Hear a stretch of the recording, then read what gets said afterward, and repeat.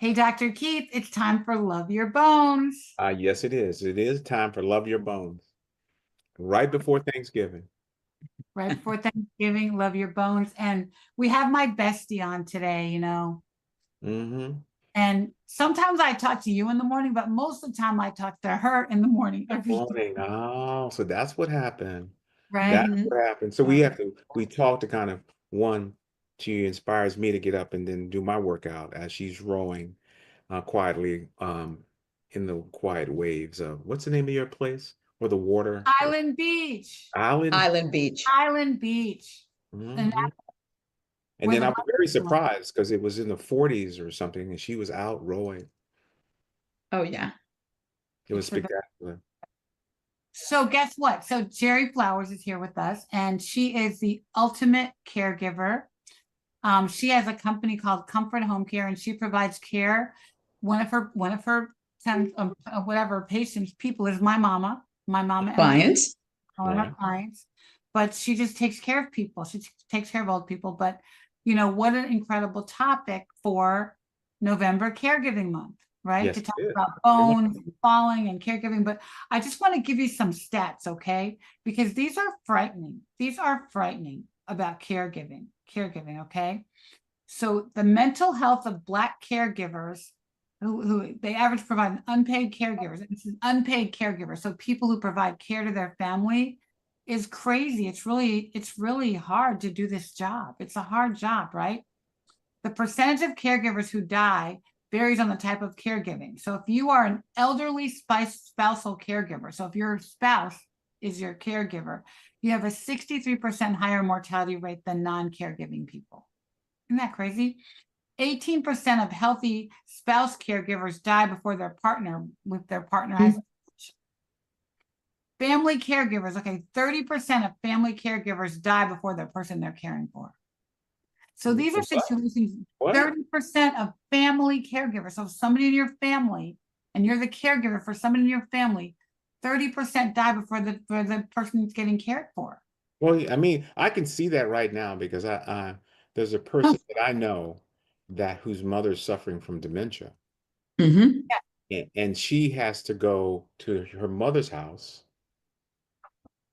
put her to sleep, sleep on the couch, leave at 1 o'clock in the morning so she can race back home so she can go to work And and take care of her family.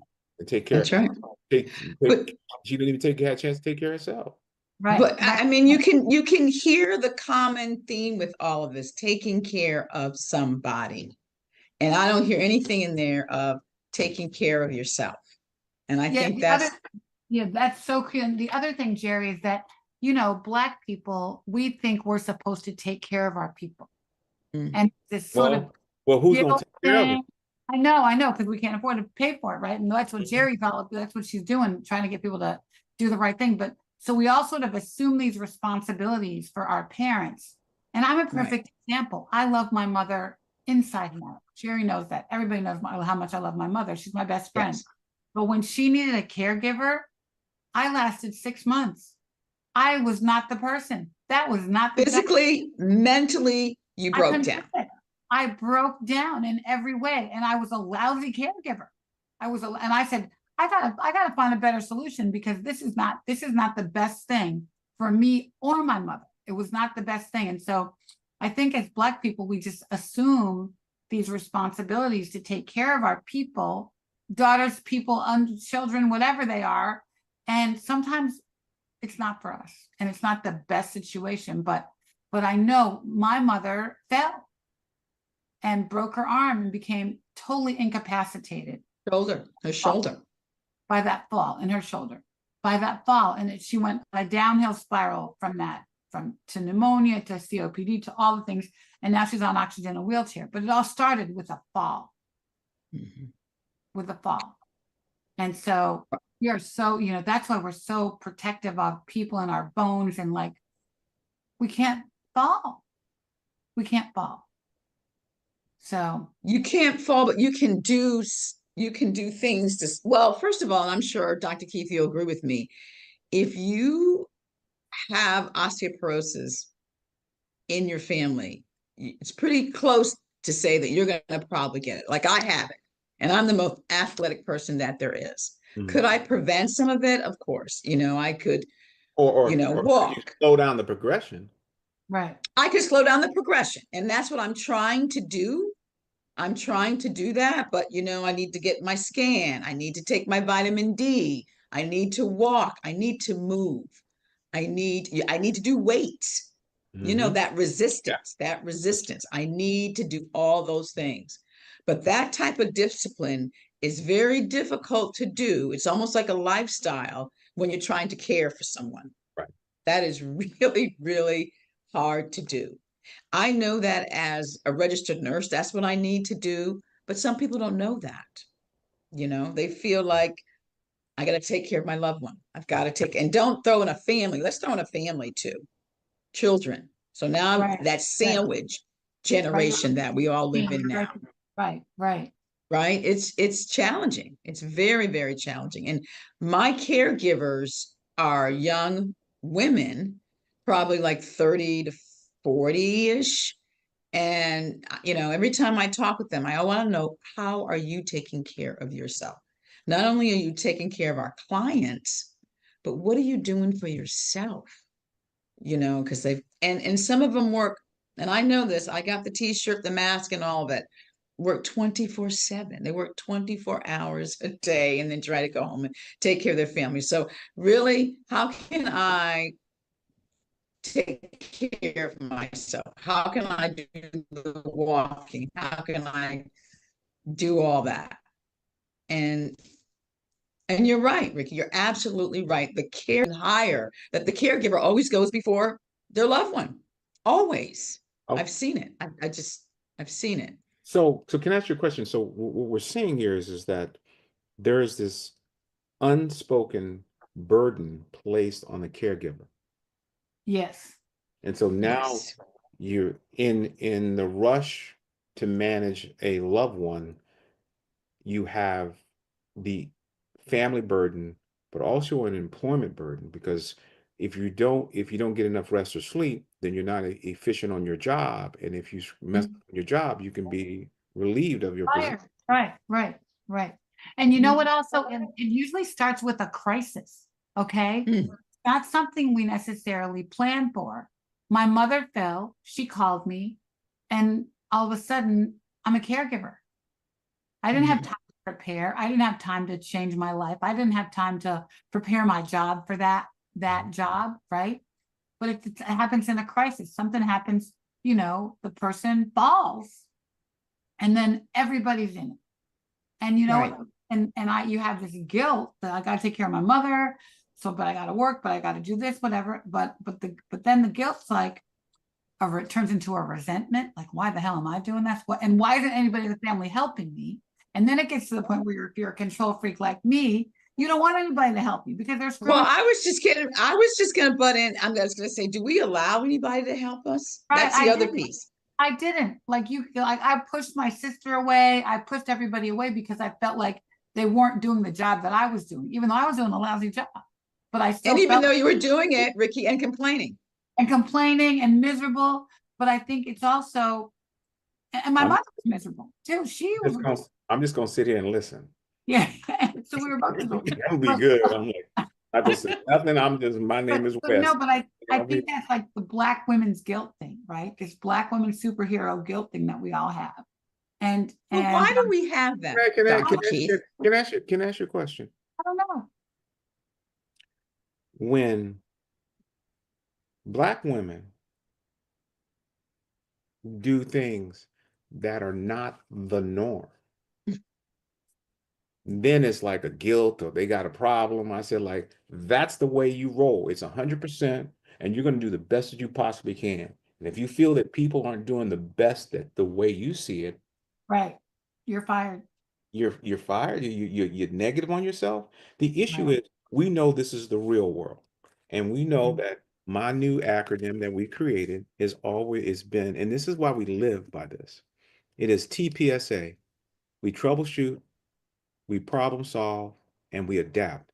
And that's what Black women have always done. So don't give them a negative about, the issues. That's the way you roll because you can't trust anybody else. Right. to We do the can't. job that you, and I'm not saying that's right or wrong. I said, I'm Okay. validating what you're feeling because that's your loved one. If that was your child and your child, that's like, look, you mean to tell me you put my child in the wrong shoe and you lost, well, it's just, he's wearing shoes. Well, you know, Mm, like, but they're wrong feet. I said, but you still, it's like, that's my child. Let's put, you know, dress them right. Your loved one is important. absolutely. So Absolutely. I can't go with the negative. I just got to go with the fact that you you're doing the best that you possibly can, and you need to be complimented on doing something because there's people who don't do diddly. Right. We know that. So let's see if we're We going don't to like that. something, let's praise them. Praise the Black woman. Praise the caregiver. Mhm. And call Jerry. I was like, dude. I And mean, then, thank you, thank you, thank you. I'm gonna have you as my on my call commercial. Jerry because like you said, look, I reached the point. I need some help. Just basically, I need- look, I I need reached some the help. point. I need I some need help, some help. Jerry. I said, and don't you like a 1-800-Jerry or something? Don't you have a number like you got to be catchy because you know after this they're gonna be saying like, yeah, I think I need to call Jerry for something. I need to come back. Help I don't know, her. that's a great commercial. Mhm. That's better than, what is it, Bright Star that comes on? I've been doing this for 35 years now. Call Jerry. Just call I Jerry. I love said, it. like, what am I doing? I See love that? it. I know. Well, we need a Jerry. Everybody needs a Jerry. We all do, but So, Dr. Keith, do you think our expectations are just too high? I mean, just because Well, see, our I mean, to people, expectations. to you, just Our expectations. I think that we come from a different generation, mm, mm, and so if we don't expect high things from ourselves, who will? mhm, That's the kind of way we were taught, right? mhm, Now young folks nowadays, that maybe something a little different, but that's why, um, when I was a kid, my father said, you know, can't isn't in the dictionary. right. There's no word. There's no word can't. There's no word can't. So then, yeah. if that's the way we were brought up, if you can't do it, that means you can do it, and you will do it. But then, what's important here is this: is you could spend the time using a spoon to dig a ditch, or you can get a backhoe, and that means you can call Jerry. Right. Right. Somebody's an expert, somebody's very efficient at doing this. So, Right. and I'm saying this, but I put it back on you because we do it if we're not aware of another option. Mhm, mhm. So now it's important. It's important, and I don't want to draw saying that if it's people of European ancestry that have a business and they're taking care of caregivers, but sometimes you know when you go to work, if Jerry's folks are taking care of a parent, you kind of at ease, aren't you? You know that the love and care that you Right. want your mama to have, and I said mama, I didn't say mother. I said your mama. Your mama. Yeah. You're going to give it to your patient. When you're at work, your mind is at ease. You can focus on your work. You can deal with the microaggressions at work. And then you can come home knowing that you're not worried about the care of your loved one. So that's the Mhm. difference. That's what people are looking. They don't know it exists. And if you have the You means to know what do it's called? You know what it's called, Dr. Keith? what's Peace that? of mind. Peace of mind. So And then, I live by that. and so I want you to have, look at that. especially at night, when At they night. leave their loved one with us, with me, Mhm. I want them to have peace of mind. And as I get older, my aunt used to say, my aunt Anna Gay, when you have peace of mind, you have $1 million. You can't buy that. You Mhm. Right. can't. So you got Peace of mind. so you got two lines here. Call Jerry or peace of mind. Peace Call of mind. Jerry. There you go. There's your tagline. But also, if you think about it, people say, "Well, I can't afford it. I can't. Well, I don't have money." But you know what? When it's childcare, we pull the money out. Oh, shoot. We spend mm, fortunes. We spend millions on childcare, oh right? yeah. We spend a fortune on childcare. I'm returning cans at Albertsons for childcare. Get my nickel back. Anything, right? And we do it for years. And we Oh. stick probably way longer. How old are my kids? But we spend money on childcare. So it's really the same thing. It's the same mindset. I got to take care of somebody I love. And what's the best way to do it? Right? Because I have to work. And I in have to both work. situations, I have to work. So I can't take care of my kid. I can't, support my household unless I take care of my kid. I can't Mhm. support my household unless I can't take care of my mama. So it's the same, to me, it's sort of the same mindset about how you think about it. What's the best way I can get care for this person who I love, right? So you may Right, have to go right. outside of the house and outside of you. And maybe the best care from mentally, physically, emotionally for the care person and the caregiver, the cared for person and the caregiver is to get help with it. But To get help. well, guess Because you're what? going to be happier. Think You're about gonna it. everybody's gonna be happy. Well, see, Everybody's you see, that was a very important this transition because you're transitioning to what's happiness and what's in mental health. Mm. Then it's a point that you brought up. I don't know, is there a stigma about asking for help? So you say, do you think that a lot of people don't ask for help because they feel it's like, look, that's my mom. I'm supposed to be taking care of my mama. Yeah, there's But something there. is there a stigma in the Mhm. Black community that really prevents caregivers from seeking support? But again, let me say this, and I Yeah. know I'm really bragging on you. I'm sorry, but I just let you know. So there's when you select a caregiver, you want that peace of mind. It goes back to the peace of mind. Yeah. And when you Mhm. have peace of mind, then you are willing to put your trust in someone, and now you can relax. You can have a better mental health. You improve the quality of life for the caregiver. Right. Mm. But Right. also you improve the quality of life of the person being cared for because guess what? I don't know how to keep my mother safe. I Mm. can be instinctive about it, but this is a skill set. This is a Yeah. skill set that I don't have, Mm-hmm. but that Jerry has, call Jerry, and her team has. They know how to keep them safe. They know how to keep them from falling. And guess what? They don't even know how to pick them up when they fall.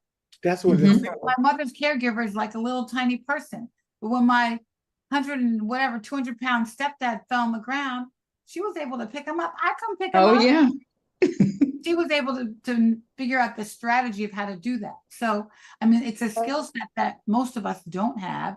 And we try to fake it till we make it until something bad happens. And Well, then I someone gets hurt, and it's somebody probably gets hurt, and you then that's right. hurt. And here you go. The caregiver's down. And what do you do when the caregiver's down? Right. Yeah. So Yeah, that's but why it's so important. And that's why we have to keep our bones in order because mhm. But because I wanted to go back a little bit just to kind of it's something about Jerry. Maybe the audience made it, and then I don't know if we've said it before, but you were a caregiver before. Yes. Yes. Let So me.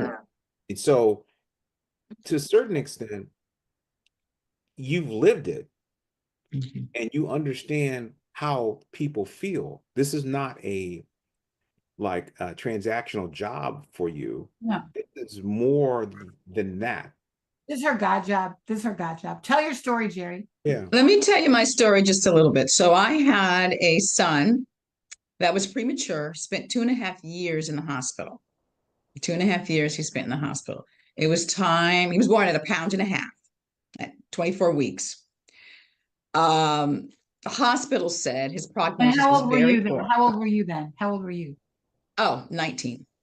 So they thought I was absolutely, but don't forget, I spent 2.5 years with this child. And now they wanted me to send him to hospitals for sick children. Okay, he had a trach, oxygen, G tube, 2 years old, probably at a level of maybe a 6 months old. But don't forget, he spent 2.5 years in the hospital. And I said to the hospital, even they had me do some mental health testing. If he's going to die in a year, I want him to die at home. So they said, okay. And this was way back when, in 80, this is early 80. He was born in 1980. So they weren't bringing sick children home back then. It was much, just put him in the institution, just put him away. Okay, so we have this 19-year-old Black girl with no medical background saying, I'm going to take this sick child home, who didn't look pretty, was albino, didn't look pretty, but this woman just adored this child, just worshiped this. He was just very special. So I brought him home. I brought him home with the medical team. I had a mini ICU in the basement, and I was not, his father, whatever, left at some point. So I had a mini ICU in the background. So I went through different nurses because he had to have LPN, skilled nursing care he had to have, because he had oxygen and he had a G tube and he had a trach. So the agency was just not doing what they needed to do. So I decided Oh, we lost. I'm gonna We lost a little bit there. let the agency go. Mhm. How's that?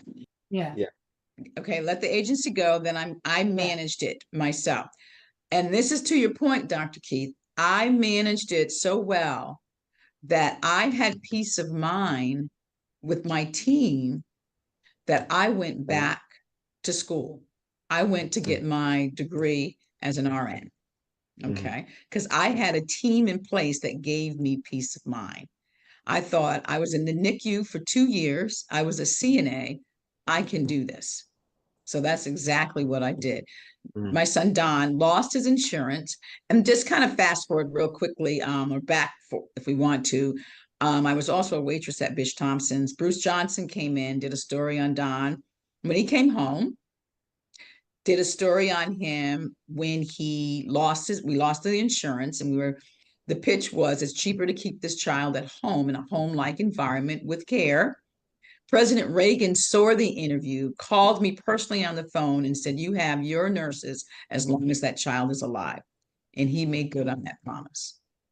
Okay. So I was able to go back to school. And then when Don passed away, Bruce Johnson did another story, the love story between a mother and a son. But now But fast Don lived forward, to be 13. He lived to be 13. Over. he lived 12 years at home, Dr. Keith, 12 years with nursing care, his mother, just amazing team, caregivers, and Right. me. Okay, caregivers and me. And then when he passed away, of course, Bruce, as I said, Bruce Johnson did the story. And then it came to the point, and then I got married and met my husband, and fast forward, had my Amber and my Ashley and Amber and DJ. But then my husband passed away. So I said, okay, At wow, 48. all right, At let's 48. keep this going. And at 48, aortic aneurysm. My 8-year-old found him at Oh, home man. downstairs in the basement. What am I supposed to do? I have a 14-year-old, an 8-year-old, and a 4-year-old. What am I supposed to do? Well, I'm just going to do it. I'm going to raise these children with an amazing village. Mhm. Ricky, Grandma Holmes, and I raised them. My oldest, 14-year-old, University of North Carolina, who found her father that morning at 8, and now she's Dr. Flowers doing her internal medicine at Emory, and wants to do internal cardiology to find out how her dad died. My son, She finished Morehouse Medical School, the middle child. Amber. yeah, the middle one, I told you the about 8-year-old. Yeah. Yeah. And then the son, who God blessed me with another son, David Jr., is a senior at Morehouse. Now following, went to Morehouse like his dad went to Morehouse. And he's a senior getting ready to graduate last semester, a 3.8 in his economics class. So but So, then go mhm. ahead. He's So with then my son and I him will be had, graduating together. what's that? I said that my son and him will be graduating together. So Where is he graduating? December. Morehouse?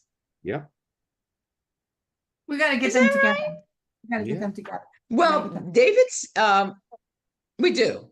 Yeah. We do. David's son will be in May, so your son will be in December. That's awesome. Like soon, like in a month. Mhm. That's awesome. I That's guess they'll awesome. they'll march So then together. fast forward, I did all these different.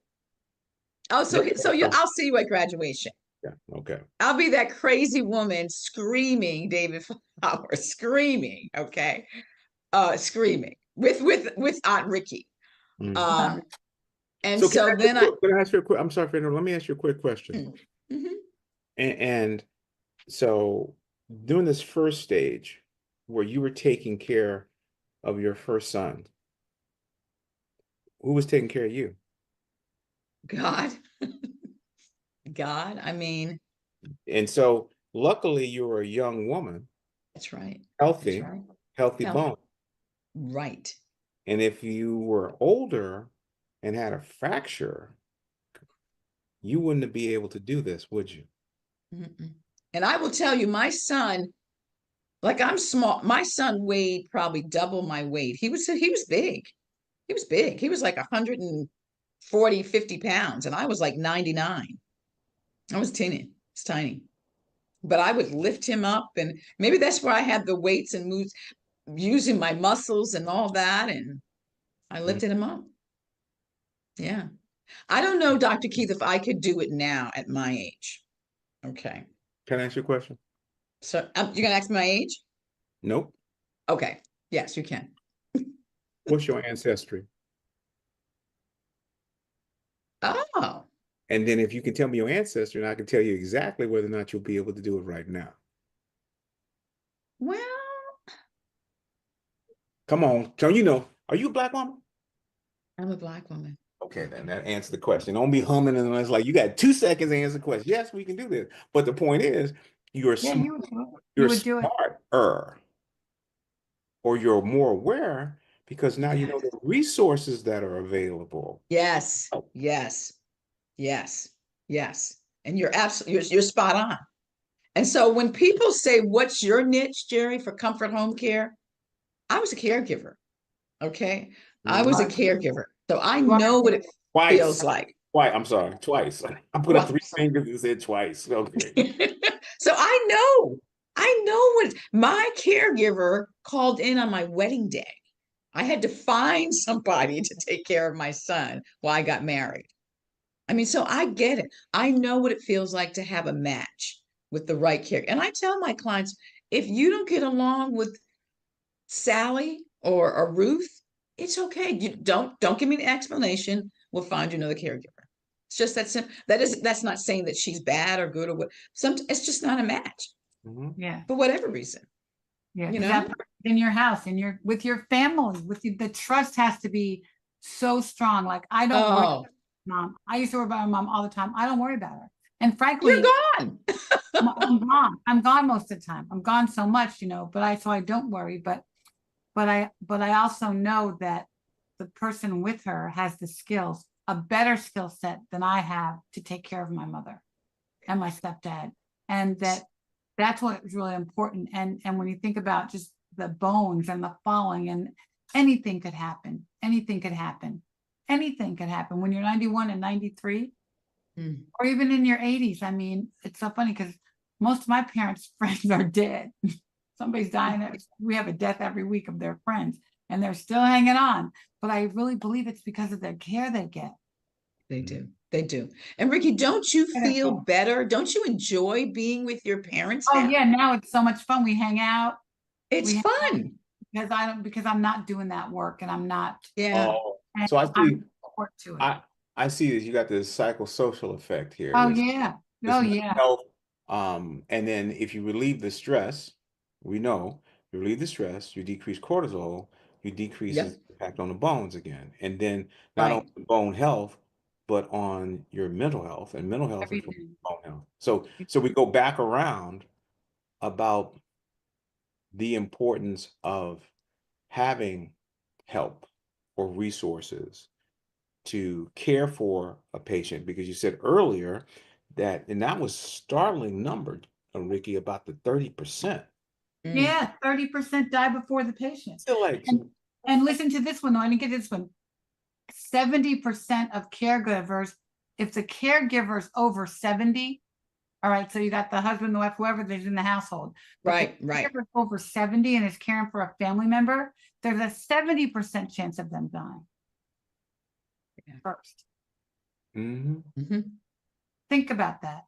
And think about Right. how many families are sort of in that position and what you're doing to the family.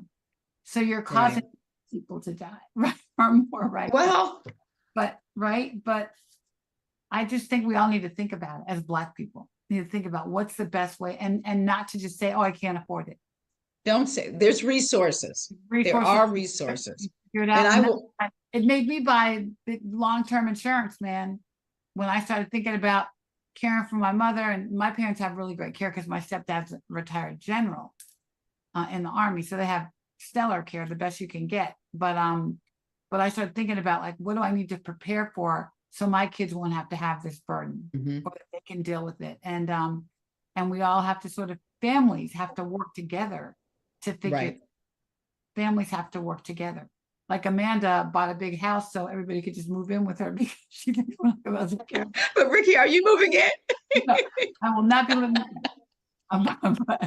But I mean, I think that as families we have to think about it, but then also what's our responsibility as people, how, whatever age we are, to not take care of our bodies, to not get a DEXA scan, to not walk, to not eat the right things, and Drink your water, just and little drink water. things. all the Oh. little things that keep us healthy, to get that vitamin D in, to do the things. And it's so important for us to be the CEO of our own health and Mhm. take care of ourselves so that we aren't a burden to our children and that we feel better, we feel good. Like, I don't want to be a burden to my children.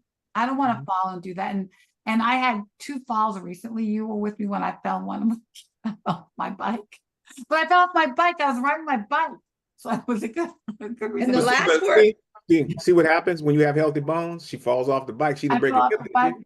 I got You right She back. didn't break a hip. I She didn't didn't break a hip. Didn't break anything. No, I fell down. Bounced off. She bounced off the car and stuff. She was like all on the ground, sure. But she Yeah. didn't break a hip because she's I got didn't healthy break bones. anything, and I fell down the steps. I didn't break Okay. anything. You know But what that's from, Dr. Keith? It's moving and exercising. Mhm. It really, you gotta move, you gotta exercise, you I know, was that very- resist. I agree. I was very surprised. It was cold outside and Ricky was rowing. Well, I ride my bike in the cold. She'll tell you. Ride your She's bike like, in the you, cold. No, but it was not just riding your bike in the cold. I She was was on in the the water. water. I was on yeah, the water. water, yeah, Water. My she got a glove. little bit up She on was me. in the water. I said, like, you in the water. You know, if you fall in the water, you'll get wet and you'll really be cold. I'm like, shoot, I'll be like that dog over there sitting on the. I know Harper was on Yeah. here watching. No. I But- won't let but- Harper yeah. paddleboard in the wintertime because her feet get Yeah, wet. yeah. But But you know what, so there was one thing I okay. wanted to bring out. So we always talk about this disparities. And from the generally, I think that the general population, maybe 60% of the women are caregivers to their parent. My numbers may be off because I thought it was higher than that. But then of caregivers, if you look at Black women, they're caregivers in, upwards close to 80% of the. Yeah, they're Yeah. doing Yeah. And because then they have that guilt, that Mhm. that Black woman guilt thing. that Oh, we I like. say I keep on saying, ain't no guilt. That's just what the job needs to be done. Is that guilt? Or is that somebody? PBSA. That's right. It's like, It's look, we ain't, BSD, it's I ain't BSD. crying. I ain't worried about nothing. I just gotta It's troubleshoot. And I look around, nobody's gonna help me. Got a problem solve. It's me. And I'm gonna Well, adapt because I'm gonna get the job done. That ain't no guilt. Dr. Keith, that's like with my son. Who's Right. gonna I will never forget. My mother was amazing. And I remember calling her, Mom, I'm getting ready to lose my job. I have no electricity. My son's on oxygen. What am I gonna do? You know what she said to me? So, Jerry, what are you gonna do? I Suck it thought up. she'd send me some money, help me out a little bit. Come on, Mom, send me a little bit so I can get some food. I had no toilet paper. I was nothing. And she's Suck like, it what are up. you gonna do? And I said, I'm gonna do it. And I did it. Suck it up. Mhm. So, I did. so we know, and we bring everything else. If Black women are are being caregivers for their loved ones, then that's just another factor on that can contribute to poor bone health. Yeah. osteoporosis, Yeah. and why it's very important. So if you were, It's your and this scan. is what a lot of people don't take into consideration when they look at statistics. If this is a person and the average person was non-Black who developed osteoporosis, but then they don't have a lot of the same levels of stress factors on them. Now you take black women who are working, and then you add all these additional factors on, and then we know that if they have a fracture, they're more likely to die. Yeah. Worse More outcome. likely to die and have a worse outcome. Because I never heard of this relationship between fractures and death, even though it's there, it's published in the information. But then it's like, well, wouldn't it be statistically? Well, it'd be the same, but osteoporosis is less. But if you do have a fracture, you're more likely to die or have serious disease. So again, there needs, and more as people live longer and longer, people are going to need help.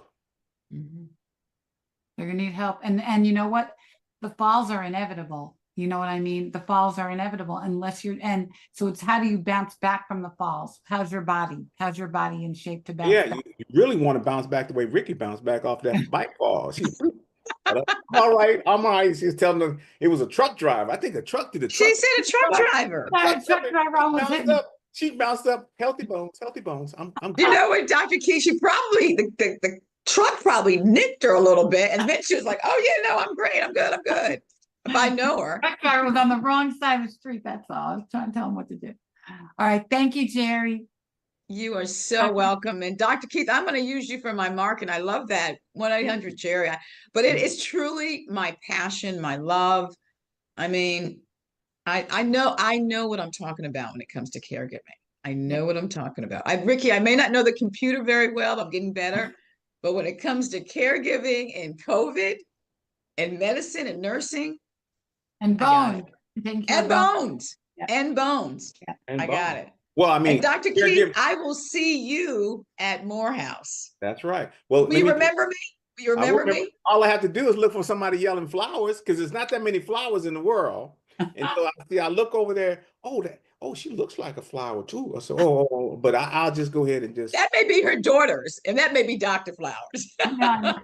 See that? I'm like, see, I try to give somebody a compliment, they're gonna just brush it off. Oh, no. I'm not. No, the issue is it's Friday. You want to end Friday with, a thorn around roses. Okay. Oh, he's so good. I love it. With some with some gonna air on Sunday. So. Oh no, this can't air. You got to cut this.